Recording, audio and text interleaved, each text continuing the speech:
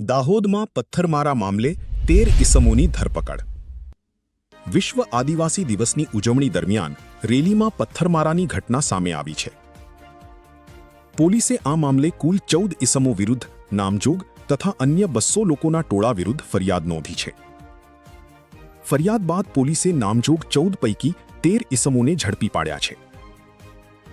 પોલીસના જણાવ્યા મુજબ પકડાયેલા 13 ઇસમોમાંથી 10 આમ આદમી પાર્ટીના હોદ્દેદારો અને કાર્યકર્તાઓ હોવાનું સામે આવ્યું છે.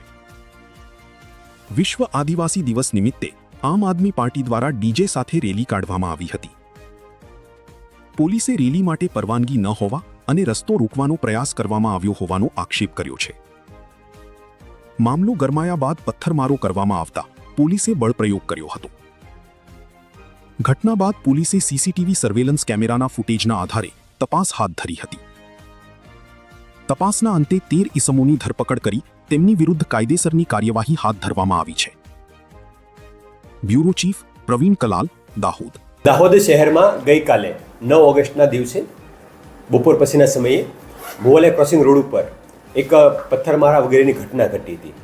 જે ઘટનાની હકીકત મુજબ આમ આદમી પાર્ટીના અમુક હોદ્દેદારો અને કાર્યકરોએ વી સપોર્ટ ચૈત્ર વસાવાના બેનર સાથે ઉશ્કેરાટ ફેલાવી, રસ્તો રોકી, એમ્બ્યુલન્સ, સરકારી બસો વગેરેને રોકી, પોલીસ સાથે ઝપાઝપી કરી, ધક્કામુક્કી કરી પોલીસ પર પથ્થરમારો કર્યો હતો અને પોલીસ દ્વારા જરૂરી બળપ્રયોગ કરી તેમને વિખેરવામાં આવ્યા હતા. આ ઘટનાને દાહોદ રૂરલ પોલીસ સ્ટેશનમાં એફઆઈઆર દાખલ કરવામાં આવી છે. જે એફઆઈઆરની અંદર ગેરકાયદેસર મંડળી, ગંભીર ઈજા, ફરજમાં રૂકાવટ, સરકારી જે બસો અને એમ્બ્યુલન્સ છે એમને ગેરકાયદેસર વગેરે કલમો લગાડવામાં આવી છે. અને એફઆઈઆરની અંદર 14 જેટલા લોકોના નામજોગ અને 200 જેટલા અજાણ્યા માણસોના ટોળા સામે ફરિયાદ દાખલ થઈ છે. જે 14 લોકો પૈકી 13 લોકોને પોલીસ દ્વારા અરેસ્ટ કરી લેવામાં આવેલા છે. જે 13 લોકોના નામ જોવા જઈએ તો કૃષ્ણા ચારેલ, કે જે આમ આદમી પાર્ટી મીડિયા સેલના રાજ્યના ઉપપ્રમુખ છે. આ ઉપરાંત દેવેન્દ્ર મેડા, અજય કષ્ટા ચારેલ નગરાળા, મહેન્દ્ર રમેશ માવી નગરાળા, ધીરજ ગોરધન હઠીલા, અનિલ તારસિંગ, મહેશ જવસિંગ પલાસ, જીગર રમસુ નીનામા, કમલેશ ગડુ વળવી અને આશિષ ડામોર. આશિષ ડામોર છે 2026 ગડોઈ તાલુકા પંચાયત સીટ ઉપરથી આમ આદમી પાર્ટીના ઉમેદવાર તરીકે ચૂંટણી લડેલા છે. આ 10 લોકો ઉપરાંત અને અન્ય લોકો છે તેમના કાર્યકર્તાઓ છે. આ 10 લોકો આમ આદમી પાર્ટી સિવાય વિકાસ ભરત બિલવાળ, શંકર પરમાર અને સતીશ બબેરિયા છે. ટોટલ 13 લોકોને પોલીસ દ્વારા અરેસ્ટ કરી લેવામાં આવેલા છે. આ 13 લોકો પૈકી 3 લોકોનો અગાઉ પણ ગુનો ઇતિહાસ ધરાવે છે. જે પૈકી નિર્મલ ચારેલ, દેવેન્દ્ર મેડા અને મહેન્દ્ર માવી, આ 3 લોકો વિરુદ્ધમાં અલગ અલગ જગ્યાએ પ્રોહિબિશનના અને મારામાર લગતના ગુનાઓ નોંધાયેલા છે. એક્સટોર્શનના પણ ગુનાઓ નોંધાયેલા છે. દાહોદ પોલીસ વતી હું મેસેજ આપવા માંગીશ કે સમગ્ર ઘટનાની CCTV footage, videography, body camera વગેરેમાં કેપ્ચર કરવામાં આવેલી છે.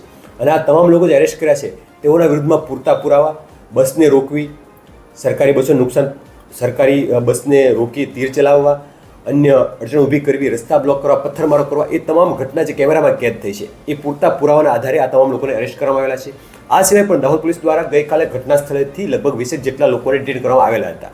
એ 20 લોકોને પુરાવા આધારે વેરીફાઈ કરવામાં આવ્યા છે અને એમનો પ્રથમ દ્રષ્ટિએ ગુનામાં કોઈ રોલ ના જણાતા તેઓ લોકોને ડિટેન કરીને મુક્ત કરવામાં આવેલા હતા.